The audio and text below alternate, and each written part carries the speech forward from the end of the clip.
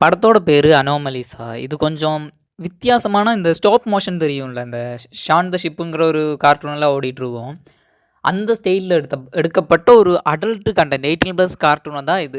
இது பயங்கரமாக இருந்துச்சு. ஸ்டாப் மோஷன்லாம் வச்சு நல்லா பண்ணியிருந்தாங்க. இதில் பெருசாக எதிர்பார்க்குற அளவுக்கு ஒன்றுமே இல்லை. பேசுவாங்க, பேசிக்கிட்டே இருப்பாங்க, அவ்வளோதான். 2015 வந்திருக்கு. 1.5 மணி நேரம் தான் படம். போர் அடிக்காமல் போகும். மிஸ் பண்ணாமல் பாருங்கள், போர் அடிக்காது. ஏன்னா 1.5 மணி நேரத்துக்குள்ளே அடைச்சிட்டாங்க மொத்த கதையுமே. அதில் கொஞ்சம் புரியாத விஷயம்லாம் இன்டர்வல்னு சொல்கிறேன் பாருங்க. 1 மணி நேரத்துக்கு அப்புறம் நடக்கும்.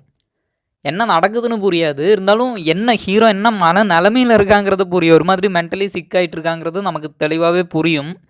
படம் பார்த்தவங்க கமெண்ட் பண்ணுங்கள். படம் யாரும் பார்க்கல. தமிழில் எனக்கு தெரிஞ்சு தமிழ் ரிவ்யூவெல்லாம் பார்த்தா யாருமே போடல இந்த படத்தை பற்றி.